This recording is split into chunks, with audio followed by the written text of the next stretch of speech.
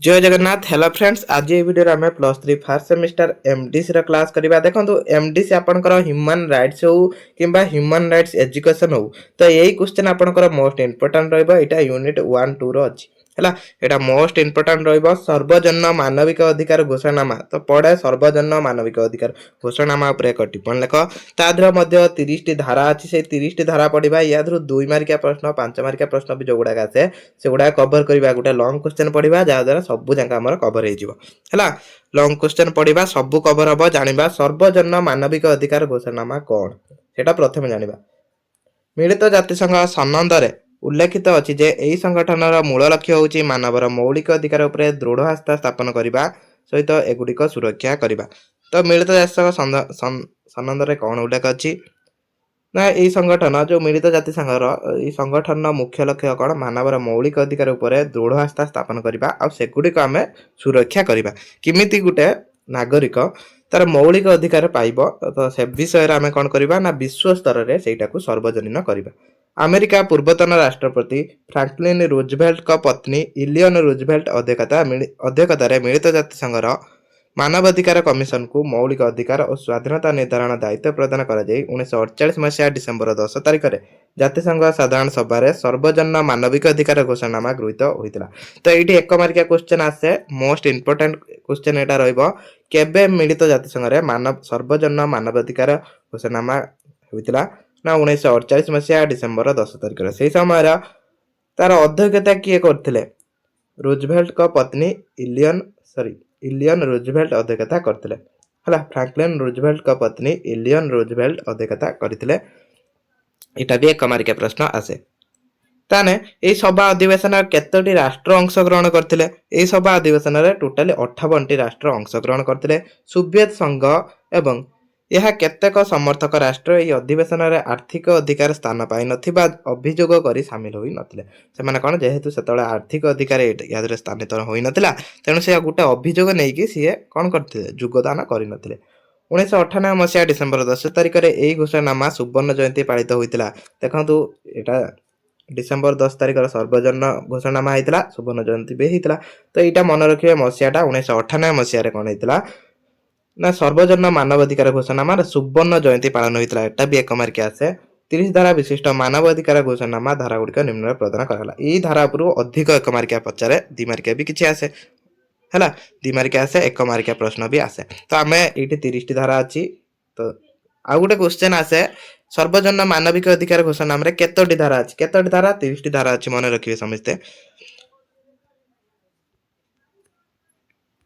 तो ये 30 धारा पढ़ा। प्रथम धारा कौन कहूँ, यही धारा अनुसार मनीष माने मुक्त भाव में जन्मग्रहण करती, मर्यादा और अधिकार क्षेत्र में समस्ते समान, से माने विवेक द्वारा परिचालित हो परस्पर मध्य भातृभाव वृद्धि कार्य करती। तो ये एक धारा कौन कहला, एक धारा कहला मनीष समस्ते कौन करती मुक्त भाव में जन्म हुंती। निश्चय भाव में सब मुक्त भाव में तो आम जन्म। मर्यादा और अधिकार क्षेत्र में समस्ते समान, जेहेतु समस्ते मुक्त भाव में जन्म हेले तो समस्ते मर्यादा और अधिकार क्षेत्र तो समान रहिबे। से माने विवेक द्वारा परिचालित हुई परस्पर मध्य भातृभाव वृद्धि कार्य करती। तो सब आम कौन करवा भातृभाव वृद्धि कार्य करवा। तापर धारा 2 कौन कहूँ, यही धारा अनुसार जाति धर्म लिंग भाषा और राजनीति किंबा मतामत इत्यादि निर्विशेष समस्ते कौन करेंगे समान अधिकार और स्वाधीनता उपभोग करें।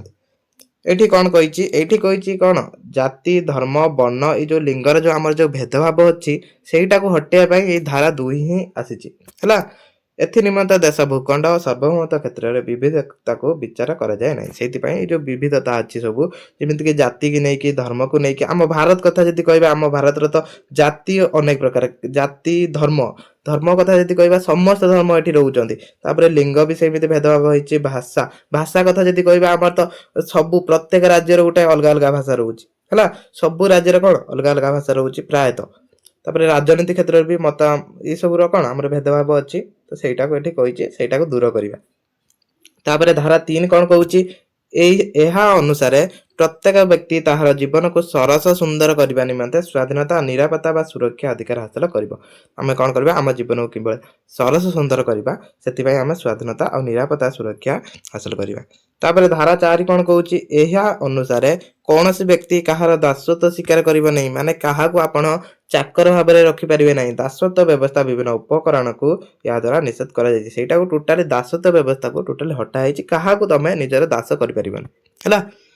ତାପରେ ଧାରା 5 କଣ କହୁଛି? ଏହା ଅନୁସାରେ କୌଣସି ବ୍ୟକ୍ତିକୁ ଆଚରଣ କିମ୍ବା ଦଣ୍ଡନୀୟ କ୍ଷେତ୍ରରେ ନିଷ୍ଠୁରତା ଓ ଅନୁମାନସିକତା ପ୍ରଦର୍ଶନ କରାଯିବ ନାହିଁ। କାହାକୁ ନିଷ୍ଠୁର ଭାବରେ ଦେଖାଯିବନି।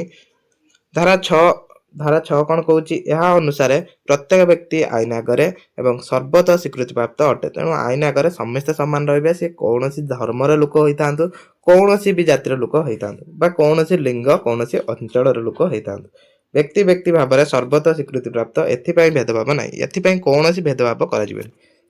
ଯଦି କେହି ଭେଦଭାବ କରୁଛନ୍ତି ତ ଦଣ୍ଡ ପାଇବେ। ତାପରେ ଧାରା 7 କଣ କହୁଛି? ଧାରା 7 ଅନୁସାରେ ଆଇନ ଆଗରେ ସମସ୍ତେ ସମାନ। ଏଥିପାଇଁ ଭେଦଭାବ ସ୍ଥାନ ନାହିଁ। ଆଇନ ସମସ୍ତଙ୍କୁ ସମାନ ଅଧିକାର ଓ ସୁରକ୍ଷା ପ୍ରଦାନ କରିଛି। ଏଇଟା ବୋଧେ ଆମ ସମ୍ବିଧାନରେ ଅଛି ହେଲା। ସମ୍ବିଧାନ ଆଇନ ଆଗରେ ସମସ୍ତେ ସମାନ, ସମାନତା ଅଧିକାର କୋଉ ଧାରାରେ ମିଳିଛି? ସମ୍ବିଧାନ ଆମ ଭାରତ ସମ୍ବିଧାନ 14 ଧାରାରୁ 18 ଧାରା ମଧ୍ୟରେ କଣ ଅଛି? ସମାନତା ଅଧିକାର ଅଛି ହେଲା। ଏଥିରେ ବି ସେ ସମାନତା ଅଧିକାର ଦେଇଛି। ତାପରେ ଧାରା 8 କଣ କହୁଛି? ଏହି ଧାରା ଅନୁସାରେ ପ୍ରତ୍ୟେକ ବ୍ୟକ୍ତି ତାର ମୌଳିକ ଅଧିକାର ଭଙ୍ଗ ହେଲେ ତାହା ସୁରକ୍ଷା ନିମନ୍ତେ ଜାତୀୟ ସ୍ତରରେ ନ୍ୟାୟାଳୟ ଆଶ୍ରୟ ନେଇପାରିବ ହେଲା। ଯଦି ତାର ମୌଳିକ ଅଧିକାର ଭଙ୍ଗ ହଉଛି ତ ସେ କଣ କରିବ ନା ଜାତୀୟ ସ୍ତରରେ ନ୍ୟାୟାଳୟ ବା କୋର୍ଟର ଆଶ୍ରୟ ନେବ। କାରଣ ମୌଳିକ ଅଧିକାର ସମ୍ବିଧାନ ଦ୍ୱାରା ସୁରକ୍ଷିତ ବୋଲି ବର୍ଣ୍ଣନା କରାଯାଇଛି। ସମ୍ବିଧାନ ଦ୍ୱାରା ବି ମୌଳିକ ଅଧିକାର ସୁରକ୍ଷିତ। ଆମ ଭାରତ ସମ୍ବିଧାନର ମୌଳିକ ଅଧିକାର ଅଛି 14ରୁ 32 ଧାରା ଭିତରେ ଅଛି ନା ନାହିଁ? ମୌଳିକ ଅଧିକାର ସବୁ ବର୍ଣ୍ଣନା କରାଯାଇଛି। କେତୋଟି? 6ଟି ମୌଳିକ ଅଧିକାର। ମନେ ରଖିବେ ସେଇ 6ଟି ମୌଳିକ ଅଧିକାର କଣ ହେଲା। ତାପରେ 9 ଧାରା। ଏହି ଧାରା ଅନୁସାରେ କୌଣସି ବ୍ୟକ୍ତି ବେଆଇନ ଭାବେ ଅଟକ ବନ୍ଦୀ କିମ୍ବା ନିର୍ବାସନ ଦିଆଯାଇ ପାରିବ ନାହିଁ। ଏହା ଦ୍ୱାରା ବ୍ୟକ୍ତି ସ୍ୱେଚ୍ଛାଚାରିତା ନିଷେଧ କରାଯାଏ। ବେଆଇନ ମାନେ କଣ କହିଛି? ବେଆଇନ ଅଟକ। କୌଣସି ଗୋଟେ ଦୋଷୀକୁ ତା ଦୋଷ ଯେତେ ମଜା ପ୍ରମାଣିତ କରା ନ ହେଇଛି ତ ସେତେ ମଜା ତାକୁ କୌଣସି ଦଣ୍ଡ ଦିଆଯିବନି। ବେଆଇନ ଅଟକ ରଖାଯାଇ ପାରିବନି ହେଲା, କୌଣସି ବିନା କାରଣରେ। ଧାରା 10 କଣ କହୁଛି? ଏହି ଧାରା ଅନୁସାରେ ପ୍ରତ୍ୟେକ ବ୍ୟକ୍ତି ଫୌଜଦାରୀ ଘଟଣା ବନ୍ଦୀ ପାଇଁ ତାହାର ଅଧିକାର ଓ ଅନୁଗତ୍ୟ ନିର୍ଦ୍ଧାରଣ ପାଇଁ ସ୍ୱାଧୀନତା ଏବଂ ନିରପେକ୍ଷ ନ୍ୟାୟାଳୟ ଆଶ୍ରୟ ନେଇପାରିବେ। ତାଙ୍କ ବିରୁଦ୍ଧରେ ଆଗତ ଅଭିଯୋଗ ନ୍ୟାୟାଳୟ ପରିସରଭୁକ୍ତ ହେବା ଆବଶ୍ୟକ। ତାପରେ ଧାରା 11 କଣ କହୁଛି? ଏହି ଧାରା ଅନୁସାରେ କୌଣସି ବ୍ୟକ୍ତି ନାମରେ ନିୟମିତ ଅଭିଯୋଗ ଆଗତ ହୋଇଥିଲେ ମଧ୍ୟ ସେ ପର୍ଯ୍ୟନ୍ତ ଆଇନ ପରିସର ମଧ୍ୟରେ ଦୋଷୀ ସାବ୍ୟସ୍ତ ନ ହୋଇଥାନ୍ତି ସେ ପର୍ଯ୍ୟନ୍ତ ସେ ଦୋଷୀ ନୁହନ୍ତି।